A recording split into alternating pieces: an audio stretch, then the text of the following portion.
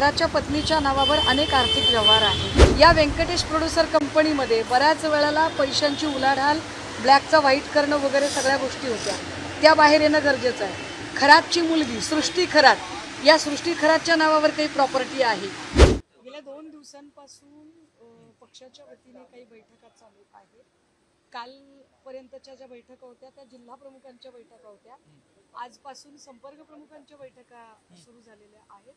आज ज्याच्यामध्ये पश्चिम महाराष्ट्र आणि उत्तर महाराष्ट्र यांच्या बैठका, उद्या कदाचित मराठवाड्याच्या संपर्क प्रमुखांच्या बैठका होतील। यामध्ये काही नवी जुनी काही फेरबदल, काही बांधणी आणि काही नव्याने काही उपक्रम आहेत, जे उपक्रम देणं आहे। विशेषतः वंदनीय बाळासाहेबांचं जे काही जन्मशताब्दी वर्ष आहे त्या अनुषंगाने काही प्रोग्राम आहेत। त्या प्रोग्रामचे खांदेपालट केली जाणार असं म्हटलं जातं। मे जून मध्ये खांदेपालट करायची जिल्ह्यामध्ये स्थानिक जिल्ह्यातलं तर हे आपण दरवेळेला करतच असतो।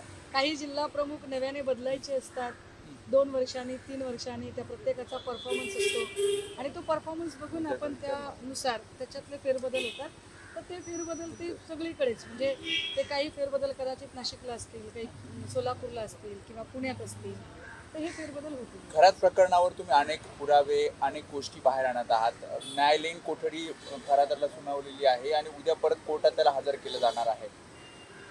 खरात प्रकरणामध्ये आम्ही वारंवार म्हणतोय की फक्त महिला लैंगिक शोषणच नाही, तर या सगळ्या प्रकरणाची व्याप्ती खूप मोठी आहे। आणि मला पुन्हा मी म्हणते की खरंच राज्याच्या गृहमंत्र्यांना हे प्रकरण लॉजिकल एंडला न्यायचं आहे का, की फक्त मित्रपक्षांना सेट करायचं आहे, नेमका काय विषय आहे? कारण लॉजिकल एंडला जर प्रकरण न्यायचं असेल तर केसरकर असतील किंवा ज्यांनी पहिल्यांदा या तीर्थक्षेत्राला क प्रवर्गाचा तीर्थक्षेत्राचा दर्जा दिला होता ती मंडळी असतील, किंवा त्याच्या नूतनीकरणाच्या परवान्याच्या निमित्ताने विखे पाटलांचे OSD राहुल खुताडे असतील, या सगळ्या लोकांच्या चौकशा अजूनही झालेल्या नाही। शिवनिका ट्रस्टच्या आजी माजी संचालकांच्या चौकशा होतील असं म्हटलं होतं, पण त्या चौकशी अजूनही झालेल्या नाही।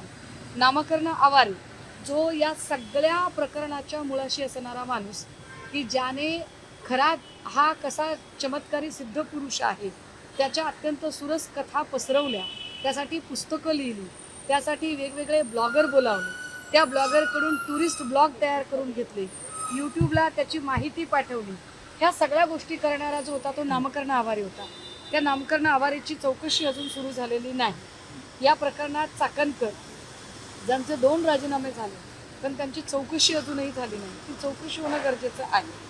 आकाश चौधरी, त्या आकाश चौधरीला अजूनही कुणीही धक्का लावलेला नाही, तर ते सुद्धा गरजेचं आहे। या सगळ्या संबंधाने आम्ही वारंवार जे प्रश्न उपस्थित करतो, मी कालपासून राज्याच्या मुख्यमंत्र्यांची वेळ मागितलेली आहे।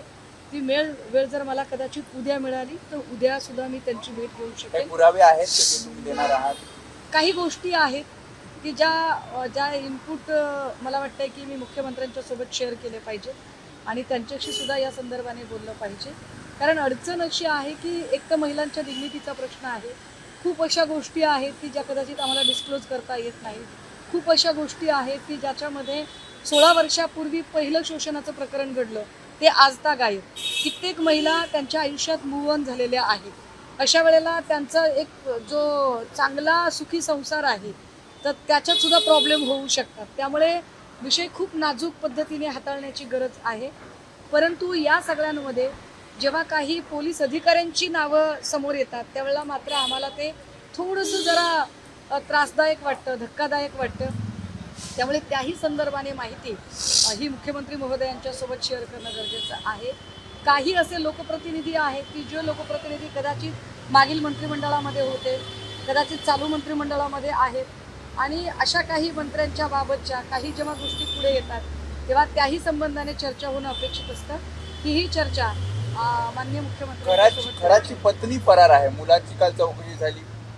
खराच्या पत्नीच्या नावावर अनेक आर्थिक व्यवहार आहेत। मी मागेही म्हटलं की हा जो भांडे नावाचा जो अधिकारी आहे, ज्याला पुन्हा त्याच्या डिपार्टमेंटला पाठवून दिलं, या भांडेची पत्नी, त्यांचे काही आर्थिक व्यवहार आहेत। या आर्थिक व्यवहारांची म्हणजे भांडेला नुसतं त्याच्या डिपार्टमेंटला परत पाठवणं पुरेसं नाही, भांडेचं निलंबन होणं गरजेचं आहे आणि भांड्याची चौकशी होणं गरजेचं आहे. खरातची पत्नी हिची नाफेडच्या वतीने एक कंपनी रजिस्टर्ड झालेली आहे, व्यंकटेश प्रोड्युसर कंपनी. या व्यंकटेश प्रोड्युसर कंपनीमध्ये बऱ्याच वेळेला पैशांची उलाढाल, ब्लॅकचा व्हाईट करणं वगैरे सगळ्या गोष्टी होत्या. त्या बाहेर येणं गरजेचं आहे. खरातची मुलगी सृष्टी खरात, या सृष्टी खरातच्या नावावर काही प्रॉपर्टी आहे, त्याच्या संबंधाने सुद्धा काही खुलासे होणं गरजेचं आहे. आणि म्हणून आम्ही वारंवार म्हणतोय की चाकणकर असतील, केसरकर असतील, या सगळ्या लोकांचे CDR एकदा तपासले गेले पाहिजेत आणि यांच्या चौकशा झाल्या पाहिजेत. महाराष्ट्रातील सर्व बातम्यांचे विश्वासार्ह व्यासपीठ, सकाळच्या सर्व सोशल मीडिया प्लॅटफॉर्मला लाईक, फॉलो आणि सबस्क्राईब करा. तसंच सर्व नोटिफिकेशनसाठी बेल आयकॉन प्रेस करायला विसरू नका.